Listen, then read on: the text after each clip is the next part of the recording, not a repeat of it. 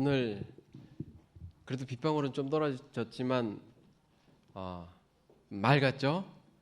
예, 오늘 맑은 하늘을 볼 수 있어서 감사를 드립니다. 예, 바쁘신데도 불구하고 이 저녁 주님의 전도로 나오신 성도님들의 마음 속에 하나님의 성령께서 임하시게 되길 소망합니다. 다 함께 마태복음 16장 18절에 있는 말씀을 보겠습니다. 마태복음 16장 18절입니다.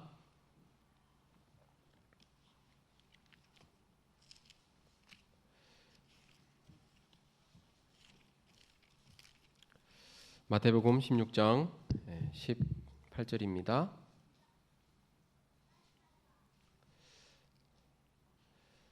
함께 읽을까요? 시작. 또 내가 네게 이르노니 너는 베드로라. 내가 이 반석 위에 내 교회를 세우리니 음부의 권세가 이기지 못하리라. 예수님께서 베드로에게 하신 말씀입니다. 베드로에게 이제 이름을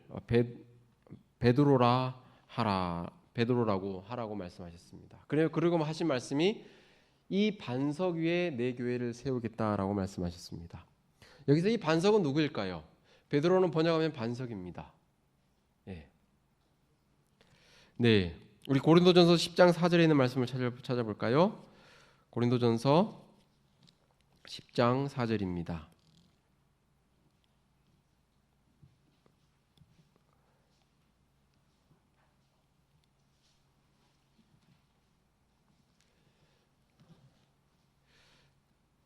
찾으셨으면 함께 읽을까요? 시작. 다 같은 신령한 음료를 마셨으니 이는 그들을 따르는 신령한 반석으로부터 마셨음에 그 반석은 곧 그리스도시라. 네, 반석 위에 예수님께서 내 교회를 세우겠다고 말씀하셨습니다.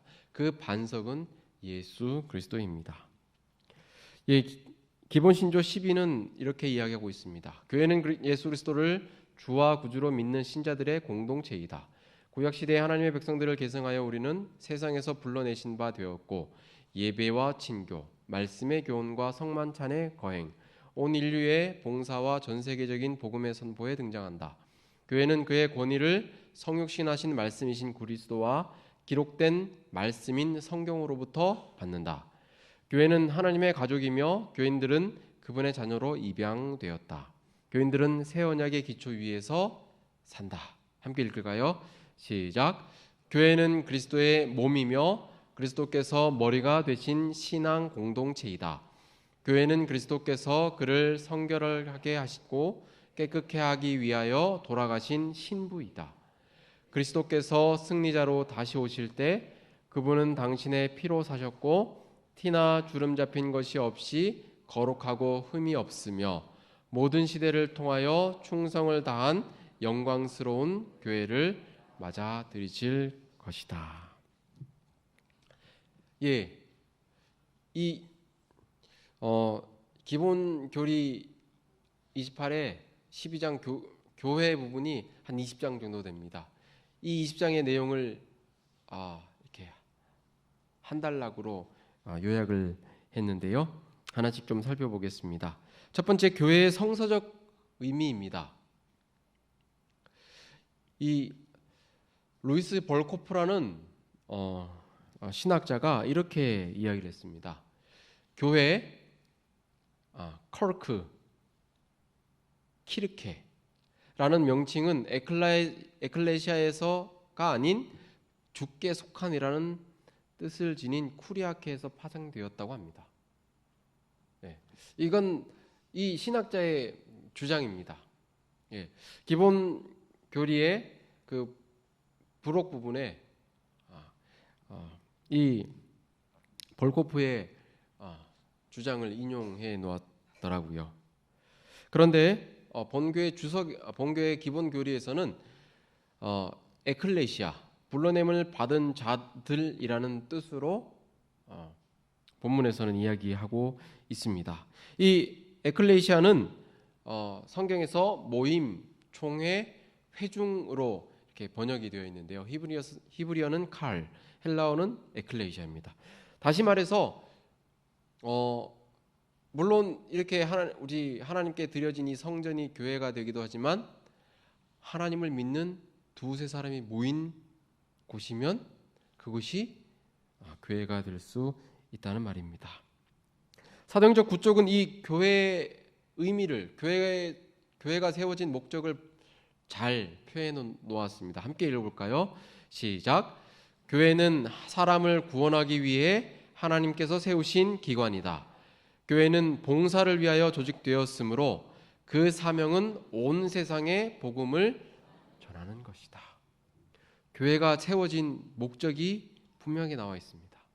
사람을 구원하기 위해서 하나님께서 세우신 기관입니다. 봉사를 위해서 조직되었고 그 사명이 온 세상에 복음을 전하는 것입니다. 예, 매주 이렇게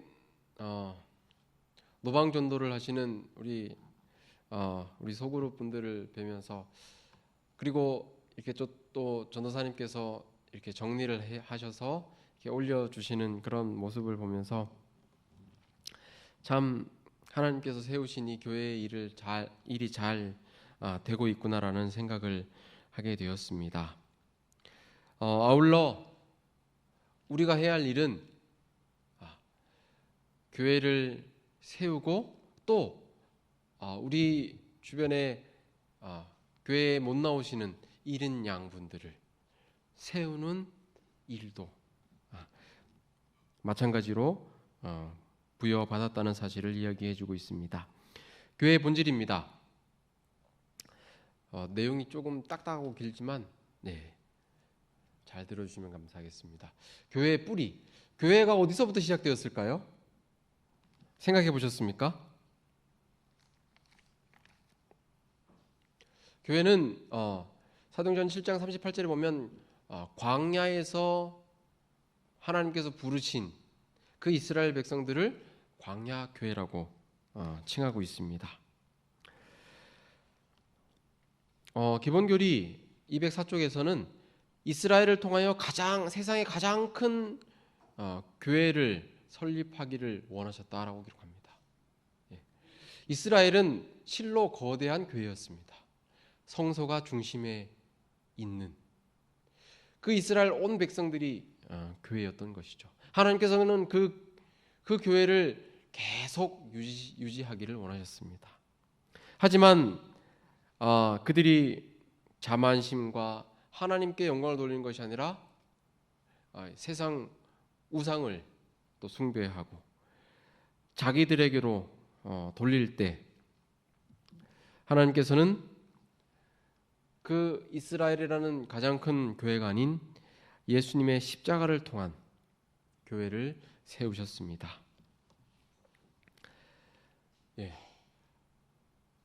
예수님의 십자가는 이스라엘의 그 큰 교회에서 영적 이스라엘로 영적 사명을, 하나님의 사명을 진척시킬 새 나라, 한 교회를 설립하셨던 것입니다. 교회에 대한 은유적인 묘사들입니다.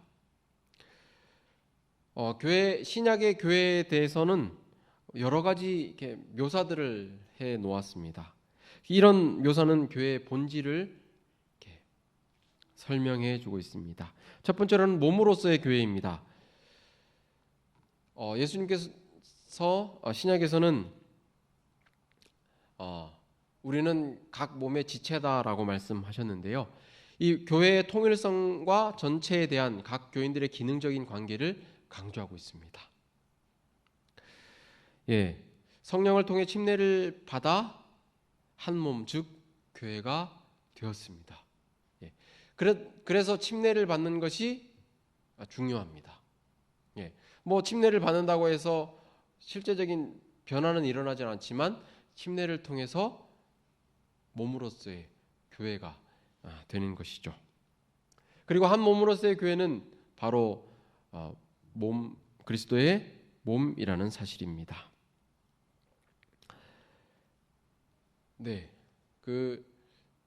그 탈무드에 보면은 그 이렇게 지체들이 싸우는 이야기가 나옵니다. 왕 앞에 가서 이제 상을 받아야 되는데 머리랑 다리랑 입이 혀랑 이렇게 셋이서 싸우는 이야기가 나오는데요. 다 중요합니다. 우리 몸의 지체에서 중요하지 않는 부분이 있을까요? 없습니다. 마찬가지로 교회에 속한 우리 모두는 하나님께서 각 예수 그리스도의 역할을 감당하기 위해서 부르신 지체라는 사실을 기억하시게 되길 바랍니다. 두 번째로는 성전으로서의 교회를 나타내고 있습니다. 교회는 성령께서 그 안에 거하시는 하나님의 집, 하나님의 성전이라고 고린도전서 3장 16절에서 17절 그리고 고린도전서 6장에서 또 말씀하고 있는데요. 여기서 말하는 이 교회는 우리 몸을 이야기하고 있습니다. 그래서 하나님께서는 우리의 성전을 거룩하게 하나님의 성령께서 거하시도록 보존해야 한다라고 말씀하고 계십니다. 교회는 하나님께서 최고의 관심을 쏟으시는 대상이다라고 선지자의 글을 통해서 말씀하셨는데요. 이 마석교회뿐만 아니라 오늘 이 자리에 계신 성도님들 한 분 한 분은 하나님께서 최고의 관심을 쏟으신다는 사실을 잊지 않게 되시길 소망합니다. 세 번째로는 신부로서의 교회입니다. 예수님께서 교회를 얼마나 사랑하셨는지를 이렇게 우리는 성경을 통해서 살펴볼 수 있는데요. 그리스도의 사랑은 너무 깊어서 교회를 위하여 자신을 주셨습니다. 에베소서 5장 27절에는 이렇게 말씀하고 계십니다. 함께 읽을까요? 시작. 자기 앞에 영광스러운 교회로 세우사 티나 주름 잡힌 것이나 이런 것들이 없이 거룩하고 흠이 없게 하려 하심이라. 예수님께서는 교회를 너무나도 사랑하셔서 자신을 주셨습니다. 그러면서 신부인 교회가 흠없고 성결하기를 원하신다는 사실입니다. 저 여러분이 그리스도의 신부로서 거룩하고 흠이 없게 보존되기를 소망합니다. 유지하시기를 소망합니다.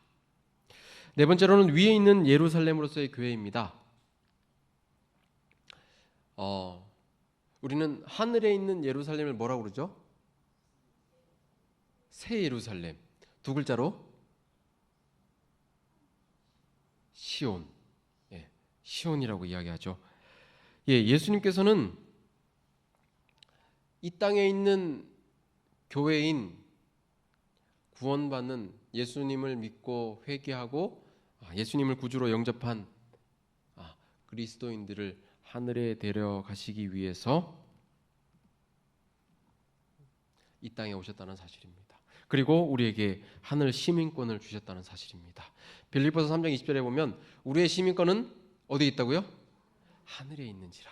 거기로부터 구원하는 자 곧 주 예수 그리스도를 기다린다라고 사도 바울은 고백하고 있는데요.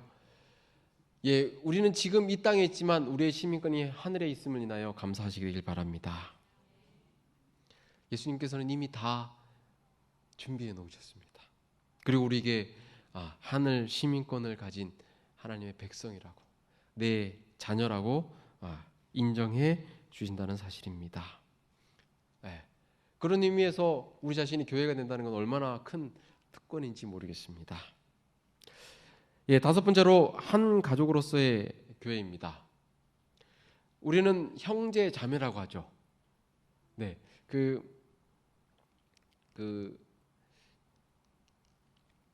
신지연 우리 성도님이라고 저녁 집회에 오시는 그분이 계신데요. 그분이 우리 재림교회 다니시다가 잠깐 한동안 이설에 빠지셨는데요. 거기서는 뭐 장로님, 집사님 이게 아니고 형님, 누님 이렇게 부른다고 합니다. 그래서 10여 년 동안 아무튼 그렇게 부르다가 10년 넘게 그렇게 부르다가 마수교회 왔는데 장로님, 집사님 하니까 조금 이게 거리가 느껴진다는 그런 말씀을 하셨는데요. 우리는 침례를 통해서 한 하나님의 자녀가 됩니다. 그 하나님의 자녀가 되는 것이 침례입니다. 그래서 우리는 하나님을 아버지라고 부르죠. 하늘 아버지. 그렇기 때문에 하나님을 아버지로 모시는 우리는 형제와 자매가 되는 것이죠. 그래서 뭐 교회에서 장로님, 집사님, 성도님 뭐 이런 호칭들도 있지만 뭐 자매님, 누님, 형님 이렇게 부르는 것도 좋지 않을까라는 생각을 해보게 됐습니다. 이게 둘만 있을 때요. 교회에서 그렇게 하면 안 되고요.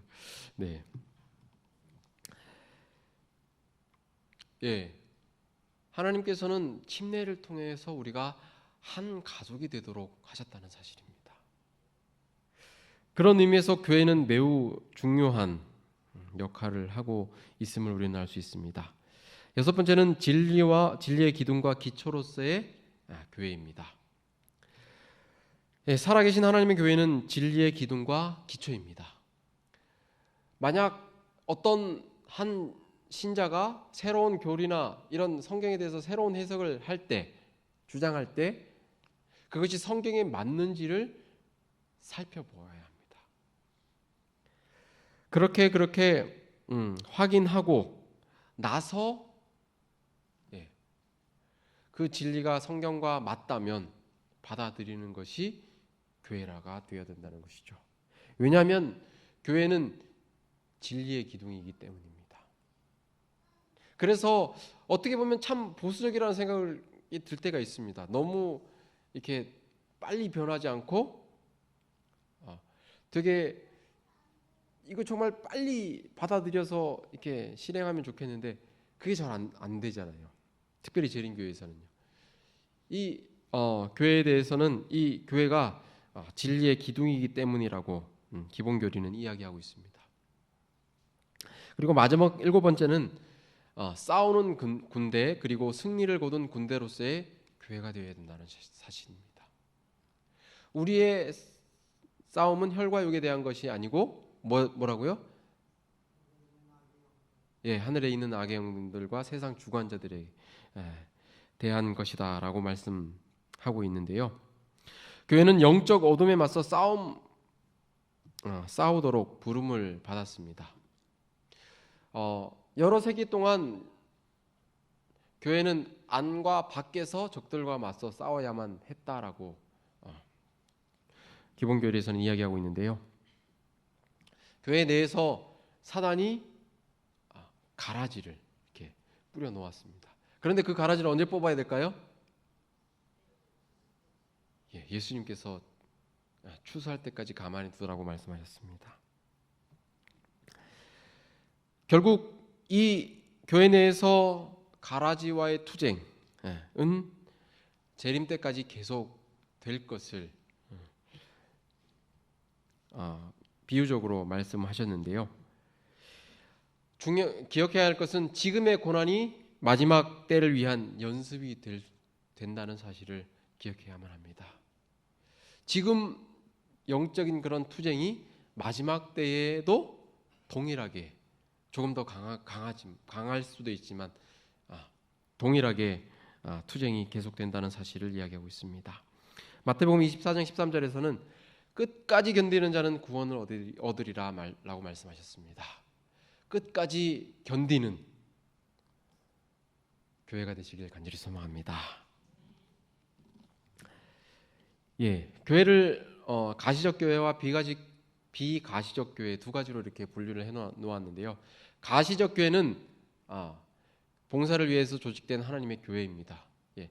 제7란실 내수재림교회는 대충회와 지회, 연합회, 합회, 교회 이렇게 5단계로 조직이 되어 있는데요. 이것을 우리는 가시적인 교회라고 이야기할 수 있습니다. 그러면 비가시적인 교회는 무엇일까요? 전 세계에 있는 하나님의 모든 백성을 비가시적인 교회라고 이야기를 하고 있습니다. 이 비가시적인 교회는 가시적인 교회, 지금 한국에는 약 800여 개가 넘는 교회가 세워져 있는데요. 그런 교회뿐만 아니라 교회의 조직에 속하지는 않았지만 그리스도께서 그들에게 주신 빛을 따르는 많은 사람들을 다 포함하는 넓은 영역의 교회가 비가시적인 교회라고 합니다. 예를 들어서 바울이 자신은 바리새인이요 유대인으로서 어떻게 했습니까? 예수님을 믿는 사람들을 핍박했잖아요. 그랬다가 그가 예수님을 만난 후에 예수님의 신실한 사도가 되었습니다. 가시적인 교회가 된 것이죠. 그렇기 때문에 우리는 하나님을 믿지 않는 많은 사람들, 그리고 일요일을 또 예배일로 지키는 사람들마저도 그 가운데서도 하나님께서 세우신 교회가 있다는 사실을, 세우실 교회가 있다는 사실을 기억해야만 합니다. 물론 마지막 때가 되면 다 이렇게 늦은 비의 성령에 의해서 진리의 교회로 오겠지만 말입니다. 이렇게 하나님의 교회는 우리가 알지 못하는 이상으로 넓게 퍼져 있다는 사실을 이야기해주고 있습니다. 우리는 비가시적인 교회가 가시적인 교회가 되도록 기도하면서 노력해야만 할 것입니다. 교회 조직입니다. 참 딱딱하죠?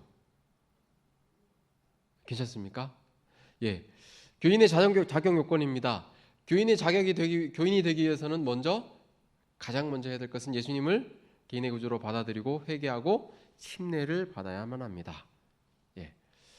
그리고 교인이 되면 다 형제니라는 그런 말씀의 기초 위에서 서로를 이렇게 공경해야만 한다고 합니다. 그리고 이 교인을 베드로전서 2장 9절에서 모든 사람은 제사장이라는 그런 말씀 아래서 모든 성도가 제사장의 직분을 가지고 있다고 이야기하고 있습니다. 그 말은 다시 말해서 다른 사람에게 봉사할 책임이 있습니다. 제사장은 백성들을 위해서 하나님께 봉사하는 일을 하잖아요. 마찬가지로 우리도 그런 제사장의 직분을 가지고 성도들을 위해서, 잃은 양을 위해서, 영혼들을 위해서 중보기도하는 일도 해야 할 뿐만 아니라 또 이 제사장 직분에서 중요한 것 중에 하나는 누구의 중재 없이 하나님과 직접적으로 교통할 수 있다는 것입니다. 네. 잘 이해하시겠죠? 기도하실 때 다른 사람의 이름으로 기도하지 않잖아요, 그렇죠? 예. 그런 것처럼 우리는 예수님의 이름으로 침례를 받음으로 제사장이 되어서 직접 하나님께 기도하고 교통할 수 있다는 것을 이야기해주고 있습니다. 네 번째로 이 교인이 해야 할 것은 교회와 국가에 충성해야 한다는 사실입니다. 예수님도 국가에 충성하셨습니다. 하지만 하나님의 법과 상충할 때는 하나님의 법을 우선시하셨다는 사실을 이야기해주고 있습니다. 교회 조직의 주요 기능입니다. 교회는 어떤 기능을 할까? 예배와 권면입니다. 예수님께서는 모이기를 피하지 말고 오직 권하여 그날이 가까움을 볼수록 더욱 그리하라라고 말씀하셨는데요. 이렇게 우리는 모이기를 힘써야만 합니다. 모이기를 힘쓰신 우리 성도님들께 감사를 드립니다. 그리고 또 방송을 통해서 함께 동참하시는 분들께도 감사를 드립니다. 두 번째 기능은 그리스도인의 교제입니다. 교회를 통하여 신자들의 가장 깊은 교제에 대한 욕구가 온전히 충족되어야 하는 것이죠. 이런 교제가 소그룹을 통해서, 교회의 작은 모임을 통해서 이루어질 수 있다는 사실입니다. 세 번째로 이 교회의 기능은 성경을 말씀을 가르치는 것입니다. 이 성경 말씀은 누구나 가르칠 수 있는 것이죠. 여러분은 교회이기 때문입니다. 여러분이 교회라는 사실을 잊지 않게 되시기를 바랍니다. 예수님께서는 천국 열쇠를 교회에 주셨습니다. 이 열쇠는 그리스도의 말씀, 모든 성경 말씀입니다. 그래서 예수님께서는 내가 너희에게 분부한 모든 것을 지키게 하라라고 명령하셨습니다. 이 명령에 순종하는 여러분들이 되시길 소망합니다. 네 번째는 거룩한 예식들을 거행합니다. 침례와 세중예식과 성만찬 예식을 거행하는 하나님의 기구가 이 교회의 기능입니다. 마지막으로 다섯 번째는 전 세계의 복음을 선포하는 일을 하는 것이 교회가 감당할 기능이라는 사실이죠. 그래서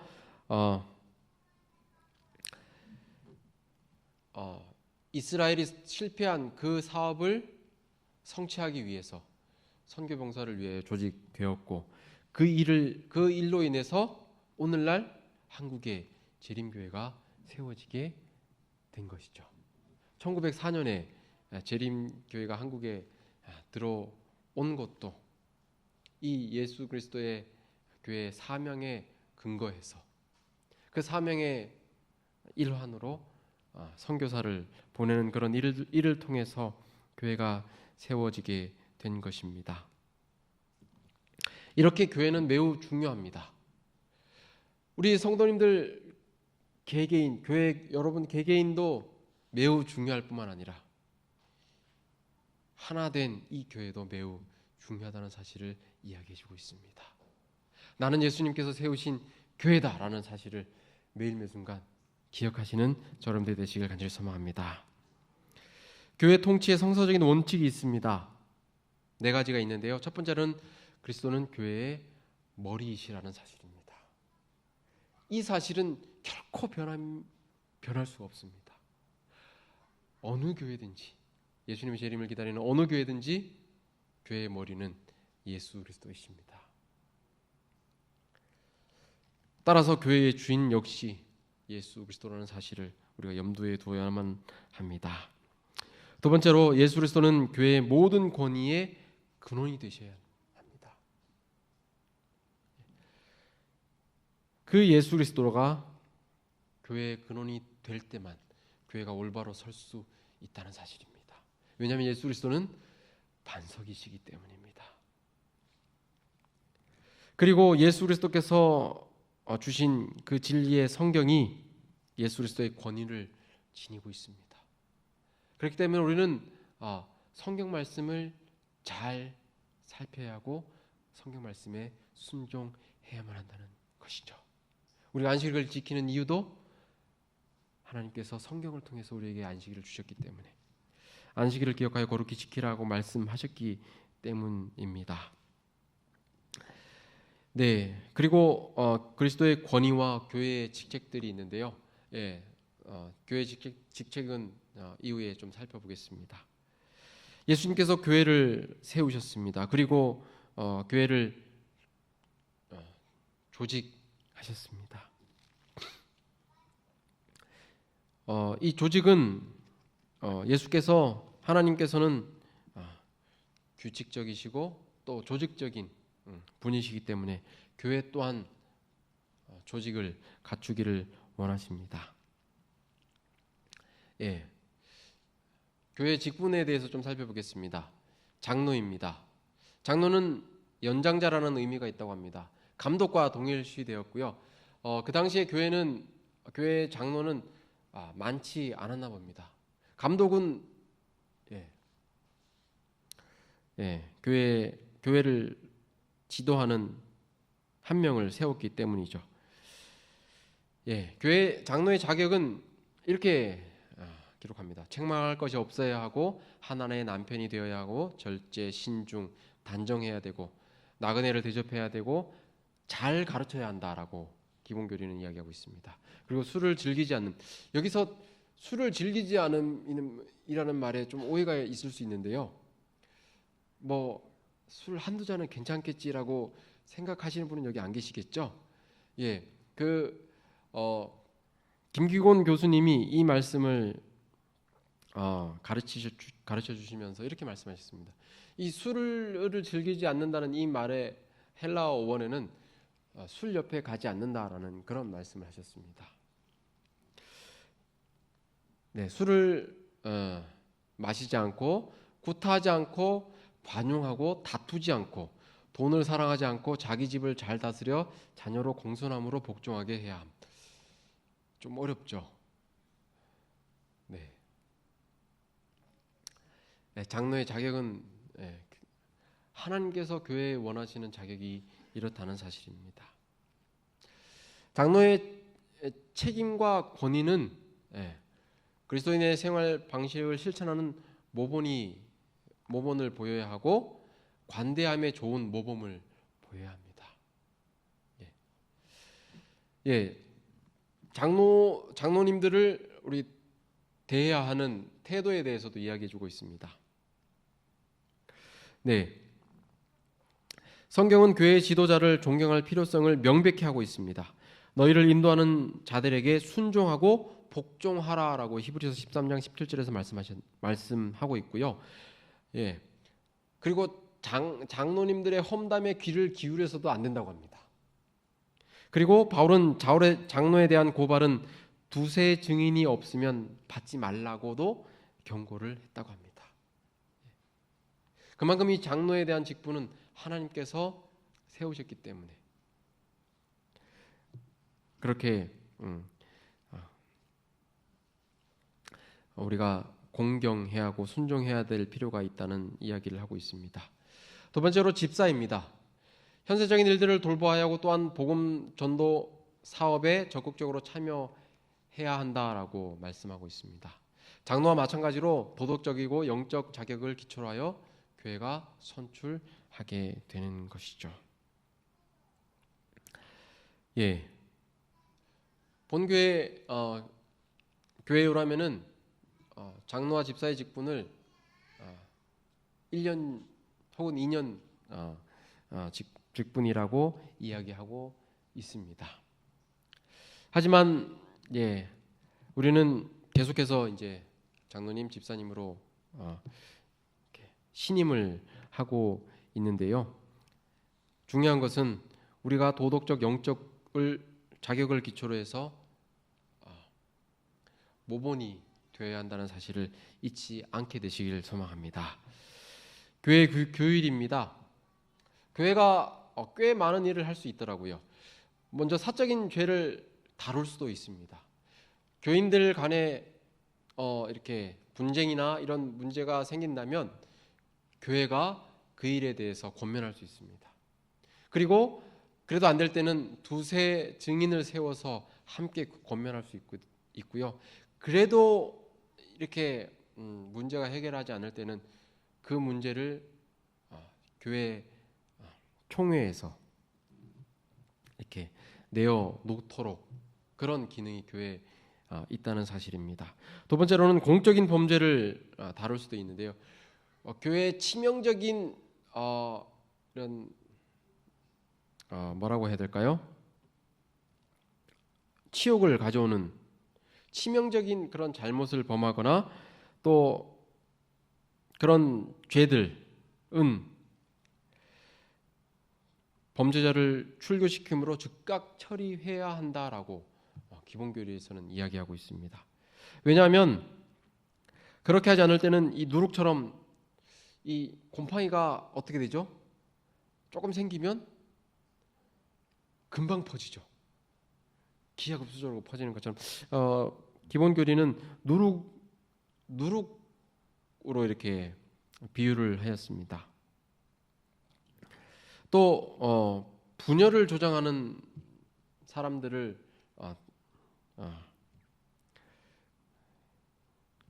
뭐라고 해야 될까요? 다스릴 수 있는 그런 규율이 정해져 있습니다. 규모 없이 행하는 그런 성도들을 저로 하여금 부끄러움을 당하도록 그런 삶과 교제를 이렇게 피하도록 하는 것이 교회의 규율 중에 하나라는 사실이죠. 그리고 마지막으로 네 번째는 범죄자의 회복입니다. 혹시 큰 잘못을 했다 할지라도 그래서 출교되었다 할지라도 그 출교된 사람을 멸시하거나 피하거나 소홀히 해서는 안 된다라고 기록하고 있습니다. 오히려 그들에게 회개와 중생을 통하여 그리스도와의 관계를 회복하도록 노력을 해야 하고, 진정으로 회개할 때에 충분한 증거를 보일 때에 재입교하도록 회복하도록 해야 한다는 것이 기본 교리의 교회의 내용입니다. 왜냐하면 그 한 사람도 예수님께서 부르신 교회이기 때문입니다. 우리는 누구나 행복한 가정을 원합니다. 그렇죠? 그리고 그 행복한 그 가정을 행복하게 만들려고 노력합니다. 하나님께서는 우리 모두 행복한 교회를 원하신다는 사실입니다. 우리 개개인이 성령 하나님께서 거하시는 그런 교회가 되기를 하나님이 간절히 원하고 계신다는 사실입니다. 또한 이 교회가 하나님께서 세우신 그 기능들을 온전히 감당하기를 원하신다는 사실을 이야기해주고 있습니다. 그런 주님이 원하시는 우리 자신의 교회와 이 마석교회가 되기를 간절히 바라면서 말씀을 줄이겠습니다. 우리 다 함께 일어나셔서 찬미 246장 찬미하고 기도로 마치겠습니다. 246장입니다.